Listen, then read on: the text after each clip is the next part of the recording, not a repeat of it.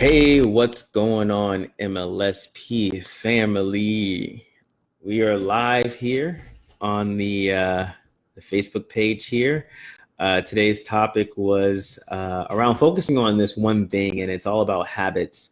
And specifically, I wanted to dive into the notion of Keystone Habits and focusing on small habits that you can do very easily that have a ripple effect in your life, in your business, and in your relationships.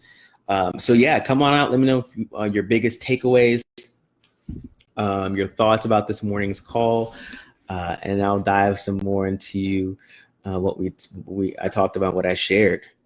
Just recap what we talked about. I talked about this on previous calls before about be, do, have, right? You don't have to have in order to be. And one of the questions I posed early on today's call was, if you had $1 million, right, what would be different, right? How would life be different for you? And out of curiosity, I'm wondering what you would say would be different if you had $1 million, right? A lot of times people say I'll be less stressed. I'll give more to charity. I'll be more philanthropic. I'll be happier. And reality is you don't need $1 million to be those things. And a lot of times we lose sight of our power and our ability to be happy, to be less stressed, to be giving, right? And rely on other things to kind of support that in some ways, right? So just want to really connect that to the conversation today, because I'm talking about habits, right? And the habits that we have dictate our results, right? The habits that we've been taking action on over and over and over again are basically what creates the results we have. And so by focusing on a keystone habit, as Charles Duhigg says, these are small habits that over time can greatly impact and influence every aspect of our lives. So like the foundation of a building or a bridge, right? They impact various aspects of our lives, right? So what small keystone habits, one or two things that you can implement every single day, focus on every single day to build up that muscle, to build up that structure, right? David say focus more on result goals versus activities goals. Focus more on result goals versus activities goals. I would actually reverse that, because you can't change the result, right? The activity leads to the results. The habits leads to the results, right? But think about small keystone habits, right? So one of the things that, and Brian was speaking to me specifically, I think, when he said, stop watching the same show over and over again. When you know the end, right? For quite some time, right? I would, and I still do every now and again, but watch the same movies because I love the good storyline, right? And I know how it's going to end, but I enjoy it, right? And for quite some time, that was a keystone habit that I was working to improve or focus on, because me sitting down watching the same Netflix show over and over again, right? I know it's going to happen. It's not positively impacting the vision I have for myself, and I had to work on that, right? So think about what keystone habit that you can take action on this week and begin to work on. Maybe it's waking up earlier, right? Maybe it's not hitting the the snooze button. Maybe it's making your bed, right? Maybe it's saying good morning and kissing your spouse, right? Making a conscious effort to focus on that particular keystone habit. right? All right, let me go to the comments and see what people are saying.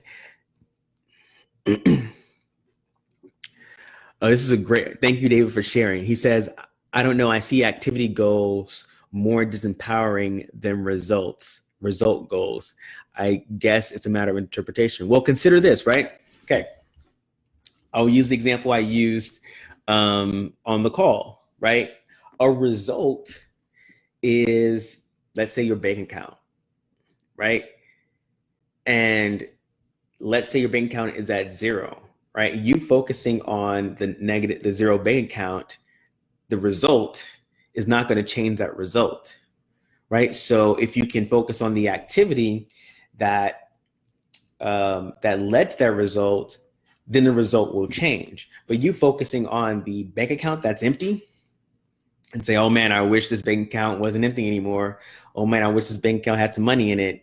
That's not going to change the bank account, right? The activity, like, hey, I'm going to make 5 phone calls today and try to sell my product, that has a direct correlation to the result. But you're focusing on the activity, right? The 5 calls a day to sell your product versus, hey, my bank account's empty, my bank account's empty, my bank account's empty. So focusing on the activity, right? That is something you can measure, right? Did I make 5 calls today? Nope, I didn't. I got 1 more to go. Cool. Did I make 5 calls tomorrow? Yesterday. Didn't. Got to get better today, right? So focusing on the activity goals, the habits, right, that produce the results. If you have $0 in your bank account and you have 0 activity, 0 habits, right? You know the formula is very simple. 0 habit, 0 action equals $0. So how do I change the result? I change the habit and the activity, right? I'll make 1 more phone call. Awesome. 1 phone call a day gave me $5. Awesome. Result: 0 habits, 0 actions, $0 in my bank account. 1 call, $1 in my bank account, $5 in my bank account. Does it make sense, right? So understanding that your attention is on the habits, the actions that will produce the result you want. And so if you're not getting the result you want by the habits you're doing, you change the habits, right? You do something different, right? If you're having a tough time waking up in the morning, you're setting an alarm, but you're hitting the snooze button, you have to change something in the habit to produce the result you want, because you want to get out of bed earlier, right? So what can you do? Well, instead of sleeping with the phone in the bed, I'm gonna put the phone on the dresser. Now I have to get up out of bed to turn off my alarm clock. Me getting up out of bed puts me into motion, right? So I'm more likely to get up out of bed and actually start my day, right? So looking at the habits, the actions that are producing the results that I want or I don't want, and making adjustments to the habits. Why do we eat the same cookies over and over again? Because they're tasty. There are times when I feel like this is from Michelle. Sometimes I feel like the shoe fits for me during certain lives, but it's great because I catch myself and reflect on shoe. Awesome. Love it. Willing to deal versus doubt. Okay. I got it. Activity, David. So I got it. Activity leads to the result, and that's what should focus on because it's measurable. Absolutely. Yep. All right, cool.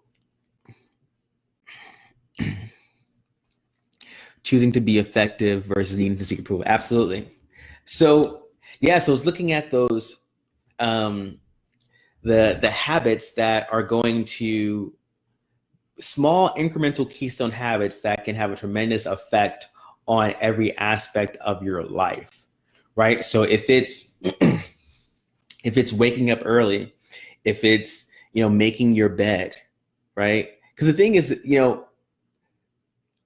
doing something like making your bed is going to put you in a positive state, right? Because you've accomplished, I don't mean air quotes, you've accomplished something very early in your day, right? So the feeling you'll get from making your bed, from cleaning your house, from kissing your spouse in the morning, to waking up early, that's going to set you up for a productive day. It's small things, right? A lot of times we think that we have to do these major changes in our lives, right? I'm gonna do all these things in my morning routine. I'm gonna meditate. I'm gonna, read the Bible. I'm gonna, say my affirmations. I'm gonna exercise. I'm gonna, what else? A journal, right? I'm gonna do all these things in my morning routine. And what happens is, again, it's like throwing a Hail Mary, right? We try to do all these things consistently. And what happens, we end up crashing and burning. And by week 2 and 3, we're back to square one, where we're like, man, I was so fired up to do this morning routine stuff, but it's not working out anymore. What happened? Right? So again, focusing on one or two keystone habits and making those small incremental changes that become part of you, right? So love Hal Elrod and the Miracle Morning, right? But he even says in his book, pick one aspect of the Miracle Morning. I think he said it on when he spoke at MLSP and Live the Dream, right? Pick one keystone, pick one aspect of the Miracle Morning and do that consistently, right? Pick one of the savers, right? Maybe it's silence, right? Meditation in the morning, right? Pick one and do that consistently, right? You'll reward yourself and be happy about that because you stuck to that over a period of time, right? So savers, meditation, right? Every morning, at the very least, you're going to meditate every single day. That's something you can do and commit to. Then awesome. When that's part of your habits and you're doing that consistently without even thinking about it, then all right, let's add in something else, right? Now that I'm doing the meditation, let me add in the affirmations, right? And so now you're doing 2 of the Miracle Morning pieces, and you don't feel as overwhelmed and stressed out about it because you're not trying to fit everything in. You're not doing that Hail Mary, right? So focusing on 1 or 2 keystone habits, make them part of your routine, and then add other things on. Absolutely clear. To create the habit is necessary to track your activity. It's absolutely true, right? So one of my friends, you may know, Justice Egan, he talks about this in his story, right? He had a tough time. He'd always hit this snooze button on his alarm every morning and would just sleep in. And so one day he made a choice that he was going to not sleep in anymore. And so he would have this, like almost not a whiteboard, but like, what do you call those sheets? Those poster sheets on his closet, that every morning he got up and he didn't hit his alarm, his snooze button, he would tick off, right? Check. Another day I didn't sleep in. And so it became this game that he created for himself to make sure he was getting up and not hitting his alarm clock. So what kind of fun and creative games can you play with yourself that motivate you or encourage you to do the thing you want to do? I heard John Lee Dumas has a podcast, Entrepreneur on Fire, that I listen to regularly. And there was this, I think it was a mantra he said, that a mantra in the military that was like, we get more done by 8 a.m. than 90%, 99% of the world, right? So imagine how much more effective and productive can you be if you woke up a few minutes earlier, right? If you didn't hit the alarm clock, if you didn't snooze, right? I just want to sleep for a month. Yeah, so there's a lot that you can accomplish when you have a vision, but also when you commit to taking your habits and really focusing on the things that are going to propel you forward. Wait, my beard goes too long. That's funny. Awesome, Simone. Love that. She says, I love the stacking because when you try to do it all, for example, journaling, affirmation, meditation, I become anxious and decided introducing one time. I'm enjoying this so much more. Yeah. That's the thing. Whenever you are faced with a lot of different things, right? A lot of different options, a lot of things you could be doing, you actually do nothing, right? You get overwhelmed, you get stressed, you say, oh, this doesn't work. But when you focus in on one thing at a time and you gradually stack things on, you're like, oh, this is manageable, right? I can do this, right? But when you're trying, and it also goes with marketing too, when you're trying to do everything under the sun, and don't get me wrong, everything works, but you don't have to do everything to be successful, right? Hey, Cynthia. When you first get started in a community here, right? There's lots of things you could be doing. You could be running Facebook ads. You could be running YouTube ads. You could be focusing on Twitter. You could be doing, Pinterest. You could be blogging. You could be, doing webinars, right? And it can get to be overwhelming. The key with marketing, with anything you're trying to add into your life, is take it one step at a time. You don't have to do every single thing, right? If you love to talk to people in groups and build community that way, awesome. Work that, do that, right? No need to shift over. All right, well, this person says I should be doing YouTube, and this person says I should be doing, Facebook Lives on my business page, and this person said I should be doing Facebook ads, and this person says I should be doing ManyChat Messenger, right? No, because that's where you get stuck. That's where you get overwhelmed and don't actually do anything, or you're spread too thin where you're doing 10% here, 10% there, 20% there, 30% here, and it's not working, right?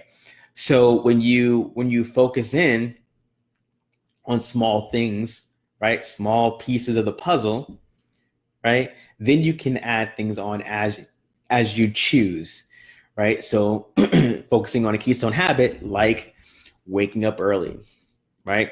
Like making your bed, like focusing on, Facebook groups, right? And that's all you do. And then if you choose to add something on, then you do. If you don't, it's totally fine. It's not the end of the world, right? It's not the end of the world. My top two keystone habits are: one, not hitting the snooze on my alarm.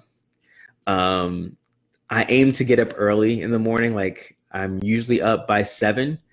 But there are some times where I'll hit the snooze for a few minutes and I'll go back to sleep for a few more minutes. So the goal for me is to wake up earlier. That's number one. And number two is exercise. Definitely committing to exercising regularly has been on my two of my keystone habits for a while. Cool, y'all. So have a great and amazing start to the week. Decide on one or two keystone habits that you're going to focus on this week.